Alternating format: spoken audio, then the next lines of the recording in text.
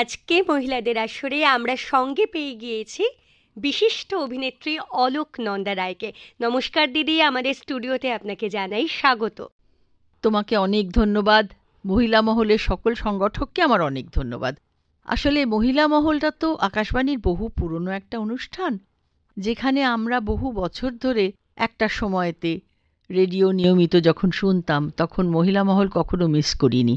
আজ এত বছর পরে আবার এই নামটা শুনে যে কত স্মৃতি ভিড় করে এলো, খুব ভালো লাগছে আমার এখানে এসে। আর আমরা তো ভীষণভাবে আপ্লুত, আপনাকে আমরা আজকে সঙ্গে পেয়েছি এবং একদম দিদির মুখোমুখি বসে আমি ইন্টারভিউ নেব দিদির। এটা মানে একটা তোমরা জমিয়ে একদিকে গল্প করব দিদির সঙ্গে। একদম একদম। গল্পের শুরুটা একদম প্রথমে চলে যাই। সেই সময়, যে সময় আপনার প্রথম ছবিতে অভিনয় করা, আমরা সকলেই জানি যে আমাদের কিংবদন্তি পরিচালক সত্যজিৎ রায়ের কাঞ্চনজঙ্ঘা সিনেমাতে আপনার প্রথম অভিনয়। তো সেই সম্পর্কে একটু জানবো, কিভাবে সেইখানে আসা। আমার আশা মানে কি, আমি আসবো বলে জানতাম না। সত্যজিৎ বাবু জানতেন উনি কি চেহারা খুঁজছেন, কেমন ব্যক্তিত্ব খুঁজছেন ওই চরিত্রের জন্যে। তো ওর কয়েকজন বিশিষ্ট বন্ধু বান্ধবকে উনি পছন্দের মতন যেগুলো চাইছেন সেগুলো বলে রাখতেন। সেরকমই কেউ একজন আমাকে দেখেন এবং ওকে আমার বাবার নাম, আমাদের বাড়ির ফোন নাম্বার ইত্যাদি সংগ্রহ করে দেন। তো সত্যজিৎবাবু টেলিফোন করে একটা অ্যাপয়েন্টমেন্ট করে আমার বাবার কাছে দেখা করতে আসেন এবং বলেছিলেন যে আমি ওকে আমার কাজেতে নিতে চাই। তো এভাবেই আসা। আসলে ব্যাপারটা হচ্ছে যে আমাদের বাড়িতে ঠিক সিনেমা সেরম চর্চাও ছিল না, কোনো সিনেমার পত্রিকাও আসতো না, আমরা সিনেমা দেখতে অত যেতাম না। ফলে সিনেমাতে কাজ করব এরকম কোনো আগ্রহ আমার কোনোদিনই তৈরি হয়নি। কিন্তু ঠিক আছে, যখন এলো ভাবলাম যে ঠিক আছে, যদি হয় ভালো, না হয় ভালো। আমার খুব যে একটা উৎসাহ হয়েছিল তাও হয়নি, কিন্তু ঘটনাচক্রে সেই কাজটা আমি করেছিলাম। আর তারপরেতে যদিও দীর্ঘকাল বিরক্তি ছিল, আমার সংসারে ঢুকে গিয়েছিলাম, তারপর আবার ফিরে আসা, আবার কাজ করা। তো সত্যজিৎ রায়ের সাথে কাজ করবার অভিজ্ঞতা সেটা কিরকম ছিল? কিছু বুঝতামই না তো তখন, আমি তো খুবই ছেলে মানুষ, আর সত্যি সত্যি সিনেমায় কাজ করার জন্য কি ধরনের অভিজ্ঞতা মানুষের হয় সে সম্বন্ধেও আমার কোনো ধারণা ছিল না। একটা পিকনিকের মতন সবাই মিলে দার্জিলিং গেছি। শটের আগে মানিকদা ডাকছেন, বলছেন এখানেতে এই শটেতে এই এই লাইনগুলো বলা হবে, বলো তো দেখি কি করে তোমরা বলছো, আমাকে একটু দেখাও। তো আমরা যে যে মানে চরিত্র সেখানে থাকতাম আমরা বলতাম, তারপরে উনি যদি একটু কারেকশন করার করে দিতেন, না হলে বলতেন খুব ভালো হচ্ছে, চলো এভাবেই হবে। তো এইভাবেই খানিকটা খেলার মধ্যেই তো শুটিংটা হতো। আর ওই যেই ঝুপ করে পাহাড়ের সন্ধ্যেটা নেমে যেত, আমরা পাত্তাড়ি গুটিয়ে যে যার হোটেলে ফিরে যেতাম, কারণ পুরোটাই ডে লাইটে কাজ ছিল। আর তারপরে তো বসে পড়লাম বই নিয়ে, সামনে বিএ ফাইনাল পরীক্ষা, পড়াশোনা করছি। খুব যে একটা শুটিংয়ের অভিজ্ঞতা কিরকম, উনি কেমন, অন্যরা কেমন হয়, কিছু ধারণাই তো আমার তখন ছিল না। তার মানে বেশ একটা দার্জিলিং ঘুরতে যাওয়ার আনন্দ ছিল সঙ্গে। একদম ওটাই ছিল বেশি। তো এইটা জানতে চাইবো, যেহেতু সেই সময় আপনি কলেজে পড়ছেন, মানে সত্যজিৎ রায়ের সিনেমাতে প্রথম অভিনয়, তার আগে অভিনয়ের সঙ্গে কোনো সম্পর্কই নেই, কোথাও কি শুটিং করবার সময় যে এইরকম ভাবনা এসেছিল যে আমি পারবো কিনা, বা আমি পারবোই, এই যে কনফিডেন্সটা, এইরকম কিছু এসেছিল? দেখো, এটা একটু বলা মুশকিল, কেননা প্রথম কথা আমাদের বাড়িটা নাটকের বাড়ি। আমার মাসিরা সব আইপিটিএতে তখনকার দিনে ছিলেন, ইন্ডিয়ান পিপলস থিয়েটার অ্যাসোসিয়েশন। তো ফলে হলো কি, সেই সময়তে তারা বাড়িতে আমাদের বাচ্চাদের দিয়ে নাটক তাদের কারুর বাড়ির ছাদে, কারুর বাড়ির বাগানে আমরা করেছি। করতে করতে বড় হয়ে যখন কলেজে পড়েছি, কলেজে অভিনয় করেছি, তারপরে দক্ষিণীতে গান শিখতাম। তো সেখানে সেই সময়তে 1961 সালে রবীন্দ্র জন্ম শতবর্ষে দেশপ্রিয় পার্কে মঞ্চ বেঁধে সেখানেতে অভিনয় হচ্ছে, শেষ রক্ষা নাটক হচ্ছে, আমি ইন্দুমতি প্রধান চরিত্রে স্টেজের উপরেতে। সেই সময় আপনি অভিনয় করেছেন? আমি স্টেজের উপর অভিনয় করছি, গান করছি, কাজেই অভিনয়ের অভিজ্ঞতা আমার ছিল না, এটা ঠিক নয়। কিন্তু সমস্যা হচ্ছে যে সিনেমা ব্যাপারটা তো একদম আলাদা। সিনেমাটা তো ওইভাবে হয় না, পাঠও মুখস্থ করতে হয় না, আর রিহার্সালও করতে হয় না, কিছুই নয়। যাচ্ছি, দাঁড়াচ্ছি, মানিকদা কয়েকটা লাইন বলছেন, সেগুলো আমরা রিপিট করছি, দরকার মতন শুধরে দিচ্ছেন বা দিচ্ছেন না, ব্যাস শর্ট হয়ে গেল। আর তাও কি ডিসজয়েন্টেড ভাবে, ঠিক যে পর নাটকে যেভাবে চলে সেটা তো নয়, আজ খানিকটা, কাল খানিকটা, পরশু খানিকটা, এইভাবে ডিসজয়েন্টেড কাজ করার অভিজ্ঞতা আমার তার আগে ছিল না। তো সবটাই আমার বেশ ইন্টারেস্টিং লাগছিল, কিন্তু যেহেতু আমি জানতাম যে আমি এরপরে আর কোনোদিনই কিছু করব টরব না, সেই জন্যে আমার মানে সেইভাবে কিছু একটা যে লক্ষ্য করব বা মনে রাখবার চেষ্টা করব সেসবের মধ্যে আমি ছিলাম না। কারণ বাবা তো বলেই দিয়েছিলেন। এখন পেছন ফিরে মনে হয় যে আমার যে পুরো জিনিসটা এত সহজে হয়ে গেছিল তার দুটো কারণ। এক হচ্ছে সত্যজিৎবাবু জিনিসটাকে খুব সহজ করে দিয়েছিলেন।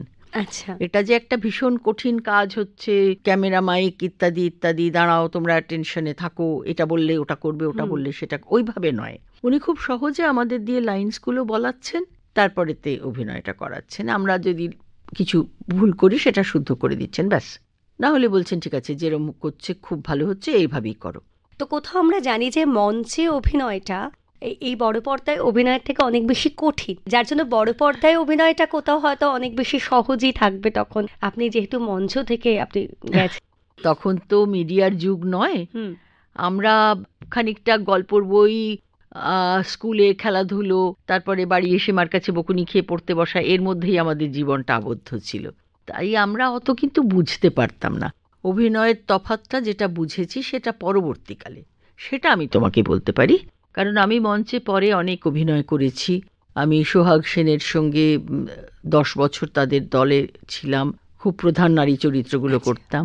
তারপরেতে সৌমিত্র চট্টোপাধ্যায়ের সঙ্গে তার দলে আমি অভিনয় করেছি 10 বছর, সেটাও সৌমিত্র দাস স্ত্রীর ভূমিকায় করতাম। এগুলো আমি মঞ্চের কাজ আমার। তাছাড়া আমি শেখর সমাদ্দারের সঙ্গে কাজ করেছি দুলাল লাহিড়ী স্ত্রী হিসেবে, বা এরম ধরনের। মানে আমি যেটা বলতে চাই সেটা হচ্ছে যে আমার মঞ্চের অভিজ্ঞতা পরবর্তীকালে যেটা, তাতে আমার মনে হয়েছে যে মঞ্চের কাজটা অনেক বেশি কঠিন, ছবির কাজটা পরিশ্রম অনেক বেশি। আচ্ছা।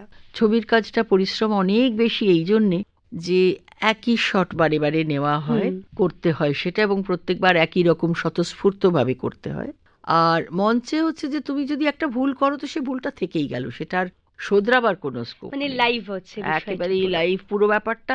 দর্শক সামনে বসে রয়েছে, হয় তারা ক্ল্যাপ দেবে, নয় দুও দেবে, এই তো। একদম তাই, একদম তাই। যেটা কথা বলতে বলতে আপনি বললেন যে দীর্ঘ অনেক বছর, মানে কাঞ্চনজঙ্ঘার পর আমরা দেখেছি যে আপনি দীর্ঘ 25 বছর, আপনার বেশ কিছু সাক্ষাৎকারে আমি শুনেছি আপনি সংসারের কাজে ছিলেন, এবং আবার 25 বছর পর আপনি অভিনয় জগতে ফিরে এসেছেন।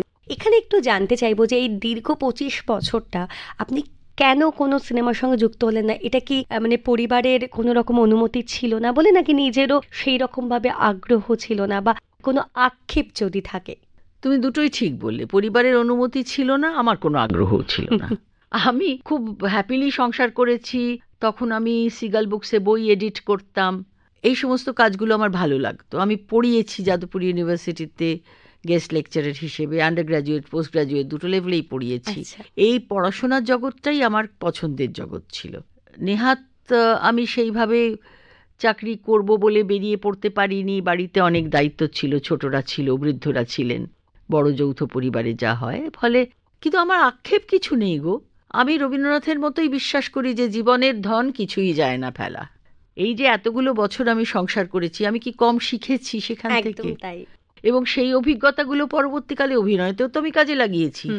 আমি যখন ঋতুপর্ণ ঘোষের উৎসব ছবি করছি, আমার হঠাৎ মনে পড়লো, তখন ঋতুপর্ণ আমায় জিজ্ঞেস করলেন, নন্দাদি তুই লুচি ভাজতে পারিস? আমি বললাম হ্যাঁ। তুই সজনে ডাঁটা ছাড়াতে পারবি? আমি বললাম হ্যাঁ।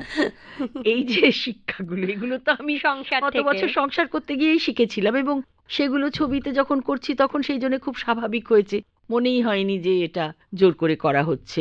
আমি তো মনে করি যে ঠিক আছে, যেটা যখন করেছি সেটার থেকে যা শেখার সেটা শিখে নিয়েছি। আক্ষেপ টাক্ষেপ কিচ্ছু নেই আমার, আক্ষেপের কি আছে। আচ্ছা, তো এবার 25 বছর পর আবার বুদ্ধদেব দাশগুপ্তের পরিচালিত যে ফেরা সিনেমার মধ্যে দিয়ে আবার ফেরা, আপনার ছায়াছবিতে ফেরা, সেটা একটু জানতে চাইবো। মজার হচ্ছে যে আমি কিন্তু কোনোদিন সেইভাবে ছবিতে অভিনয় করবার জন্যও এগিয়ে আসিনি, বা ফিরবার জন্যও এগিয়ে আসিনি। দুজনেই আমাকে ডেকে নিয়ে গিয়ে কাজ করিয়েছেন। বুদ্ধবাবু আমাকে, ওই বললাম না সিগাল বুকসেতে আমি বই এডিটিং এর মধ্যে ছিলাম, তো ওইখানেতে বুদ্ধবাবুর সঙ্গে আমার পরিচয় হয়। তখন উনি আমাকে অফার করেন যে আপনি আমার ফেরা ছবিতে অভিনয় করুন। তা আমি বললাম যে দেখুন আমার অনেক বয়স হয়ে গেছে, 25 বছরে তো একটা বাচ্চা জন্মে বড় হয়ে হিরোইন হয়ে যায়, আমি 25 বছর বাদে গিয়ে পিসিমাসির রোল কেন করতে যাব? তখন বুদ্ধদেববাবু আমাকে বলেন যে না, তা নয়, আমি আপনাকে প্রধান নারী চরিত্রেই রাখবো, তার একটি 12 বছরের ছেলে আছে, কাজেই সে অত অল্প বয়সী নয়, আপনাকে সেই চেহারাটা লাগে, আপনার বয়স, আসল বয়সটা মনে বোঝা যায় না, মনে হয় না। তো কাজেই আমি যখন এসব বললেন টললেন তখন আমি রাজি হয়ে গেলাম। বাহ, খুব ভালো। এবং আমরা সেই সিনেমাতেও আপনাকে দেখেছি, আপনার অত সুন্দর সাবলীল অভিনয়। কোথাও আপনি বলেছেন যে আপনি অধ্যাপিকা হতে চেয়েছিলেন, মানে আপনি পড়িয়েওছেন, আপনি নিজেও খুব পড়াশোনা করেন। একটা বিশেষ প্রশ্ন করব যে বর্তমান সময়ে এই যে বলা হচ্ছে যে বাংলা সিনেমা নাকি দর্শক দেখতে চাইছে না, বা বারবার করে প্রচার করা হচ্ছে যে বাংলা সিনেমাটা দেখা হোক, অন্যান্য ভাষার সিনেমার থেকে বাংলা সিনেমাকে একটু গুরুত্ব দেওয়া হোক, এই বিষয়ে আপনি কি বলবেন? যে কোথাও মানে আপনার দৃষ্টিভঙ্গিতে বাংলা সিনেমার, বর্তমানে বাংলা সিনেমার মানে সামাজিক সিনেমাগুলো যদি বলি, আপনার মান কি রকম বলবেন? এবং কোথাও কি পড়াশোনাটা আরো অনেক বেশি জরুরি কলাকুশলীদের?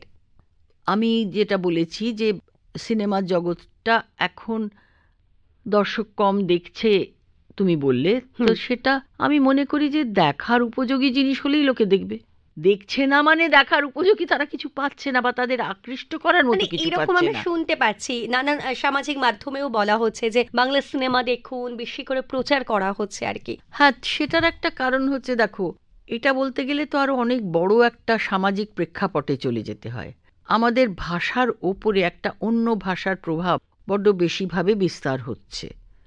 সেটা শুধু সিনেমাতে নয়, গান, ছেলেমেয়েরা, এখনকার প্রজন্ম যারা, তারা শুধু যে অন্য সিনেমা দেখছে তা নয়, অন্য ভাষায় গান গাইছে, সেই ভাষা যারা বলেন তাদের সামাজিক নানা রকম ক্রিয়াকর্মকে অনুকরণ করছে। আমাদের বাঙালিদের মধ্যে কোনোদিন সঙ্গীত ছিল না বিয়ের আগে, সেটাও বিয়েতে আজকাল হচ্ছে। হচ্ছে। কাজে এই যে পুরো একটা অন্য সংস্কৃতি আমাদের উপরে প্রভাব বিস্তার করছে, ভাষা, মুখের ভাষাও খানিকটা পাল্টে যাচ্ছে ছেলে মেয়েদের, সব কিছুর মধ্যেই তাদের রুচির তফাৎটাও হয়ে যাচ্ছে, অন্য জিনিসগুলোর মতো রুচির যে তফাৎটা হয়ে যাচ্ছে, তার ফলেই বাংলা সিনেমার দর্শক কমে যাচ্ছে, অন্য ভাষাভাষী সিনেমার দর্শক বাড়ছে। এখন টেলিভিশন সিরিয়ালে, বাংলা সিরিয়ালেতে সারাক্ষণ আমরা বম্বে সিনেমার গানগুলো শুনতে পাই। কেন, বাংলায় কি গান নেই? বাংলায় কি গান রচনা হয়নি? না, হয় না, এখনো হচ্ছে, কিন্তু কোথাও একটা আমাদের বর্তমান দর্শকের কাছে সেগুলো ঠিক অতখানি অ্যাপিল করছে না। কেন করছে না, সেটা যেগুলো দেওয়া হচ্ছে সেগুলো তাদের মনোমতো কেন হচ্ছে না, কার উপরে দায়িত্বটা দেবে, সেটা কিন্তু যারা সমাজতাত্ত্বিক তারা বলবেন। আস্তে আস্তে সমাজ একটা বিবর্তনের মধ্যে দিয়ে যাচ্ছে, এটা আমি দেখতে পাচ্ছি। আমি তো 9 করে 8 দশক এই পৃথিবীতে কাটিয়ে ফেললাম, কাজেই সেখানেতে আমার সবসময়ই মনে হয় যে আমি এই স্লো পরিবর্তনটা দেখতে পাচ্ছি। আচ্ছা, বহু গুণী কিংবদন্তি পরিচালকদের সঙ্গে আপনি অভিনয় করেছেন, আমরা দেখি, যেমন সত্যজিৎ রায় বললাম, বুদ্ধদেব দাশগুপ্ত বললাম, অপর্ণা সেন আছেন, ঋতুপর্ণ ঘোষ আছেন। তো সবার সাথেই তো কাজ করবার যে অভিজ্ঞতা এক একজনের সঙ্গে এক এক রকম। আলাদা আলাদা অভিজ্ঞতা হুম হুম হুম। নিশ্চয়ই। সত্যজিৎ বাবু ছিলেন অসম্ভব মেথডিক্যাল। তিনি একটা স্ক্রিপ্ট তৈরি করেছেন, ঠিক কোথায় ক্যামেরা বসবে, চরিত্রগুলো কোথায় দাঁড়াবে, সেগুলো ছবির মতন তার মাথায়ও থাকতো, তিনি নিজে এঁকেও রাখতেন। ফলে সেগুলো আমাদের বুঝে নিয়ে সেই অনুযায়ী কাজ করতে হতো। যদিও তিনি কাজটাকে খুব সহজ করে দিতেন, সেটা তার ক্ষমতা বলে, আমাদের কখনোই অসুবিধে হয়নি। খুবই মানে কম এনজি শটস যেটাকে বলে, অর্থাৎ যে শট ফেলে দিতে হয় আর ওকে শটস, এই দু রকম শট, হয়তো এনজি শটস আমাদের কমই হতো, ওকেটাই আচ্ছা। বেশি হতো। বুদ্ধদেব বাবুরটা হচ্ছে যে বুদ্ধবাবুর মাথায় একটা ছবি রয়েছে, তিনি কিন্তু সব সময়তে সেটা প্রথমটাতে অতটা পরিষ্কার করে বলতেন না। আমরা কিছুটা করার পরে বলতেন, না না, এটা এরকম না, আমি এটা একটু এইভাবে চাইছিলাম, এখানে পুরো অভিব্যক্তিগুলো একটু এরকম হলে ভালো হয়। অর্থাৎ উনি দেখে নিলেন, দেখে নিয়ে তারপরে নিজেই সেটাকে নতুন করে সাজালেন। আচ্ছা। ফলে আমরা সেইভাবে কাজ করতে ওর সঙ্গে মানে বুঝে গেলাম যে উনি এইভাবে চান। একটা জিনিস আমাদের দিয়ে করালেন, করিয়ে তারপর। আর ঋতুপর্ণর ব্যাপারটা হচ্ছে যে ও কিন্তু বিজ্ঞাপন জগতের মানুষ, সত্যজিৎ রায়েরই মতো। ফলে বিজ্ঞাপন জগতের যারা লোক হয় তাদের তো চোখের সামনে কতগুলো স্টোরি বোর্ড ভাসতে থাকে, তারা নিজেরা সেটা কেমন দাঁড়াবে, কি রকম হবে, সেই ব্যাপারটা তাদের কাছে খুব ক্লিয়ার থাকে। ঋতুপর্ণর সেটা ছিল। আরেকটা জিনিস ঋতুর ছিল, সেটা হচ্ছে যে ও অসম্ভব খুঁটিনাটির দিকে নজর দিত, একেবারে সামান্যতম খুঁটিনাটি। অর্থাৎ একজন এই বয়সের মহিলা এভাবে বসেন না, বা ওই বয়সের একটি মেয়ে সে তার মানে সাজগোজের দিকে আরেকটু বেশি নজর মানে দেবে। সবকিছুতে একদম নিখুঁত। হ্যাঁ, ভীষণ নিখুঁত। সত্যজিৎ বাবুরও ছিল এই খুঁতখুঁতুনিটা ছিল, কিন্তু সেটা আমি পরে পড়ে জেনেছি বা ওর অন্যান্য ছবির শুটিং এর কিছু ভিডিও দেখে জেনেছি। আমাদের সঙ্গে সেটা অতটা হয়নি, এই কারণ হচ্ছে যে আমরা তো পাহাড়ে শুট করেছি, সেখানে সেটিং এর খুঁতখুঁতুনিটার প্রশ্ন ওঠেনি। সেটিং তো ঈশ্বর যা তৈরি করে দিয়েছেন তার মধ্যেই হচ্ছে, কাজেই ওটা আমার ব্যক্তিগত অভিজ্ঞতা থেকে আমি বলতে পারবো না। কিন্তু আমি দেখেছি যে উনি ভীষণ খুঁতখুঁতে ছিলেন, ঘরে বাইরে শুটিং এর সময়তে প্রত্যেকটা মানে ফুলদানিও ঠিকঠাক হওয়া চাই, এরকম ধরনের খুঁতখুঁতুনি। যাই হোক, কিন্তু আমি ঋতুর সঙ্গে কাজ করতে গিয়ে ওটা দেখেছি। এমনকি ঋতুপর্ণর সঙ্গে যখন গানের ওপারে সিরিয়াল করছি, প্রথম দিন ঋতুপর্ণ আমাদের মেকআপ রুমে এসে আমার মেকআপ পছন্দ হয়নি, মেকআপ ম্যানকে সেটা তুলে দিতে বলল, তারপরেতে নিজের হাতে মেকআপ খানিকটা করলো, করে বলল আমি এইরকম ভুরু চাই, এরকম চোখ চাই। তারপরে মেকআপ ম্যান আবার পুরো জিনিসটা নতুন করে করলেন। তো এই খুঁতখুঁতুনিটা ঋতুপর্ণর মধ্যেও আমি পেয়েছি। ও সব কিছু ভয়ানক নিখুঁত হওয়া চাই, এমনকি টার্নিচার একেবারে সব পারফেক্ট হওয়া চাই।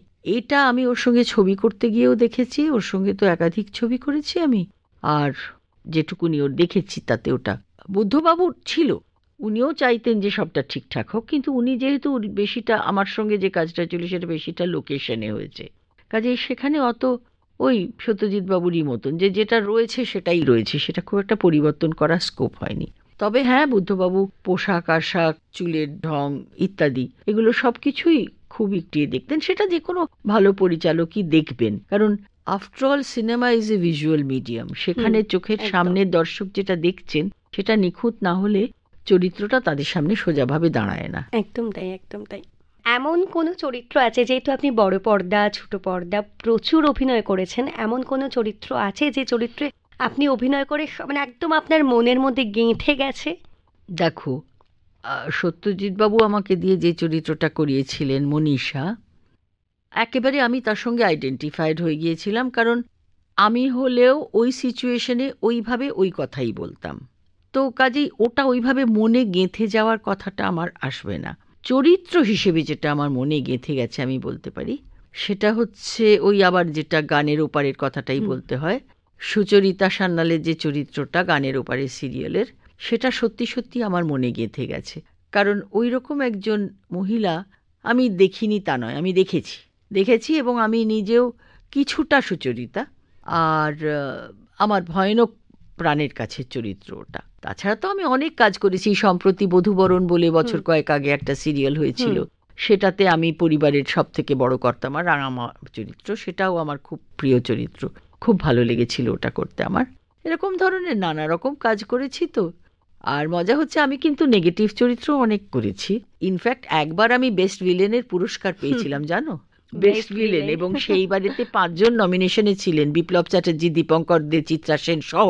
মানে আপনি প্রত্যেকটা চরিত্রই কিন্তু এত সুন্দরভাবে আপনি ফুটিয়ে তোলেন, কারণ আপনার অভিনয় তো আমরা দেখেছি, যেখানে আপনার মধ্যে একটা মাতৃত্ব আছে, কি বলবো, সাবলীল এমন অভিনয়, যেখানে আপনি যখন ভিলেনের রোল করছেন সেখানেও আপনি একদম সেরা। সেরা তো বটেই, অন্তত জাজরা তাই মনে করেছিলেন, সেই জন্যই তো বেস্ট ভিলেনের পুরস্কারটা পেয়েছিলাম।